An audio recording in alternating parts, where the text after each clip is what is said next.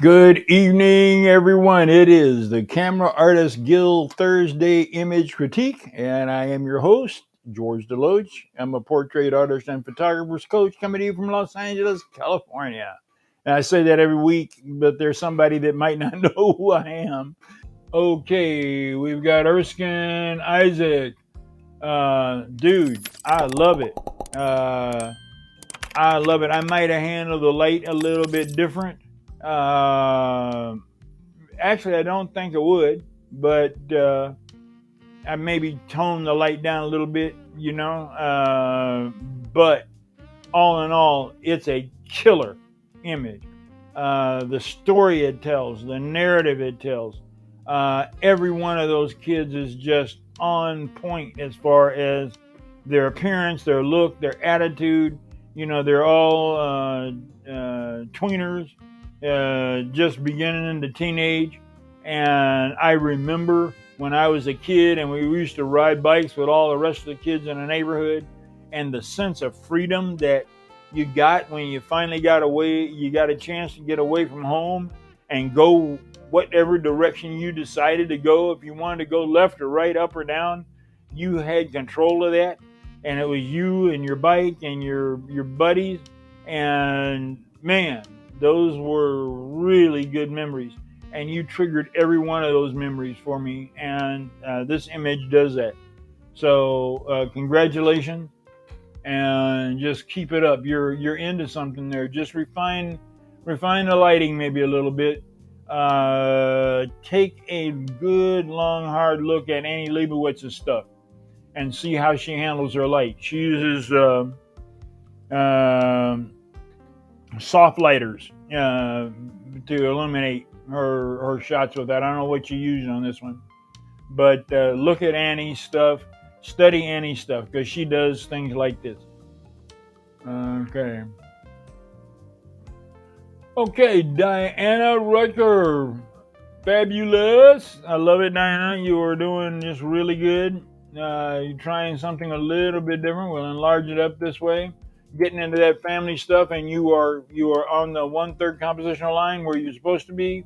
It is a larger image with smaller family grouping, which is perfect for wall art. You don't want this to be a full-size image if you are going for wall decor. If this is a 30 by 40, then the people will be just right when you're viewing them from a distance of 10 feet or so. It's difficult to get that little baby boy to turn around and look at you. So you do the best you can. When you got two toddlers this age, that is really a challenge. I think I would try to get Dad to put his hand, if you can. I don't know. It looks like he's tall enough.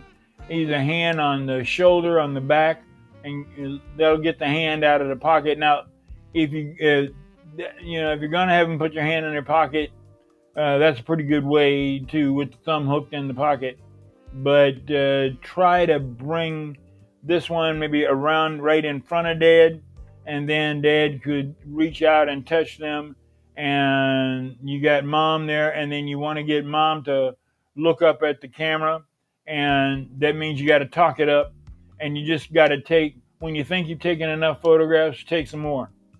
If you think you've taken about 10 or 15, take 20, because it'll be that one time that something isn't right, or it could be better, and you didn't do it. So while you're there, just work it out.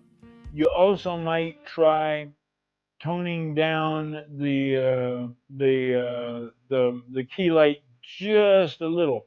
It is a tricky situation. I would almost look for another location. Although this is, it's a beautiful location. This is why I'm saying that. You've got harsh shadows on their face. Now, the best way to probably beat that is if you had somebody working with you that could supply a fill, a second light source, rather than just the one light source. A passive fill, a reflector, might help out, You might be able to catch some of that sunlight and redirect it back. What you want to do, if at all possible, is lighten up the shadow. See the hard shadow underneath Dad's chin, and the hard shadow underneath Mom's chin, and the lines here in the face. Well, those would disappear, or at least, well, I don't say disappear is not the word for it. They would be lighter if you control that shadow a little bit. And then just work on trying to get that little guy to look forward. If Mom looks forward, he may look forward, and you got to get them all together and talking. And look, I do family portraits. This is not an easy one to pull off. You did a great job. It's saleable. Congratulations. Okay, Willie Demetrius Richardson. You did it this time, Willie. I love it, man. Really, where you get these sets, these scenes, I don't know, man. Whether you own your own private jet and can travel all over the world, looking. I mean, you've had wonderful waterfalls and wonderful water shots. You've had uh, derelict trucks in the middle of the field. Brother, you get around. And you have gotten some unbelievable models and some great sets. And I just commend you for it. And just keep up the good work, keep pushing.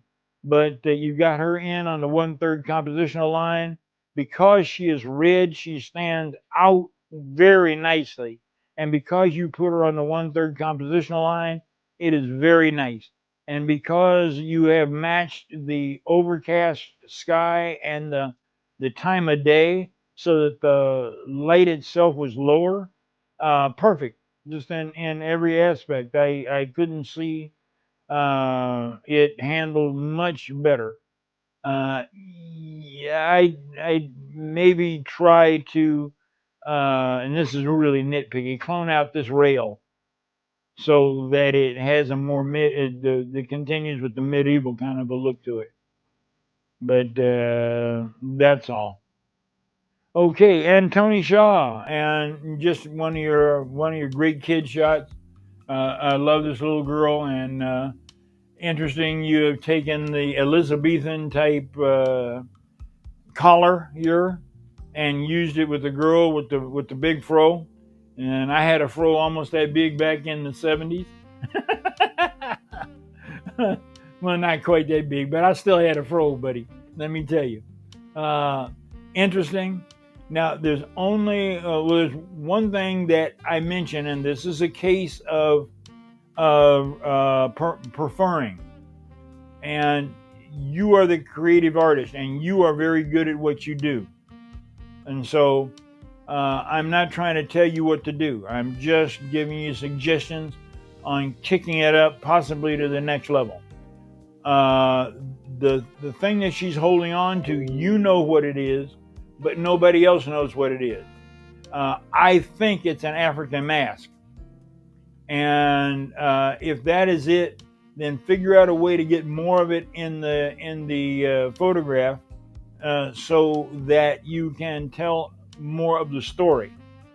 Because right now it's just brown and black and it's got some marks on it, and I don't really know whether it's a handbag, but like I said, I think it's a mask, but you can't see it's a mask. So set it up so you can see that it's a mask.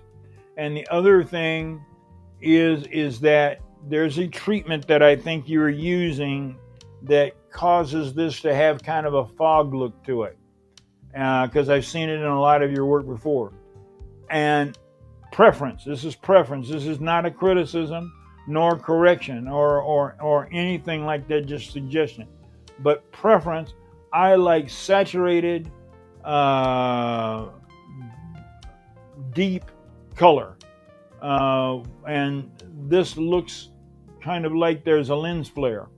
But it's up to you. I also like contrasting and color saturated, and then large color range. I try to shoot in 14-bit and interpolate it up to 16-bit just to keep as much color as I possibly can until I render the final image. but those are just possibilities. But girl, you are doing it. I'm your biggest fan. Uh, oh, I wanted to say something to you guys, and I'll wait. We're done here, so let me spin back around to the camera, and all of you guys, man, who are over there facing the path, who are in Florida and in the Caribbean. We have quite a few people from the Caribbean that watch. Uh, my heart goes out to you. My prayers are with you. I've been talking to friends that I have in the Florida area, and it's tough. And you guys up there in Georgia and the Carolinas, it's coming your way, if not already hitting there, and it's going to be a wet one. So please be safe. It's better to be safe than sorry. And look out for your family. Look out for your friends. And my prayers are with you guys. I'm a praying man, and prayer answers things. Okay, that just about does it. I forgot my tracking ball over there. That about does it for the week. Let me get around here, check and see. Uh, okay. He said he cropped out the mask because oh, you didn't like it. Okay, nah, I hear you. I hear you. Look, I'm with you. Whatever you decide to do, you are coming along. And like I said, I want Camera Artist Guild to be a force in the photo industry. I believe in you guys. I believe in what we can do. I know we can be the best out there. I don't care. Well, I do care about PPA because I'm speaking here in a couple of weeks. And I care about WPPI, and I care about all the local groups and Nigerian photographers and Zimbabwe photographers and Namibia photographers and Ghana photographers. I talk to all of you guys, uh, but I believe the Camera Artists Guild can be a force to be reckoned with. Advertise our group. Tell your friends about it. Bring other people in. Let them know that this is a place where we speak photography. If you are new, you can come over because some people are watching this on YouTube. Some are watching it on Facebook, on the Facebook page. Come on over to Camera Artist Guild group. Ask to join. You answer a couple questions. I'll let you in the group. Then all you have to do is post a message, attach your photograph to that message, and I'll select 5 every week and do a critique. And let's see, anything. Oh, October the 27th, here in Los Angeles at the PPA, I am bringing a talk about how to not be overwhelmed by this ever-changing photography world, both business and experience-wise. So come on out and join us. And you've seen the ad, and I've dropped the ad in a couple of publications. So anyway, I'm looking forward to seeing you guys. I think I've handled everything.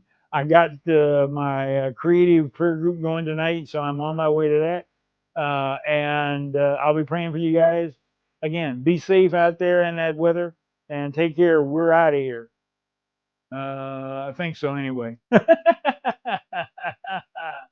Okay.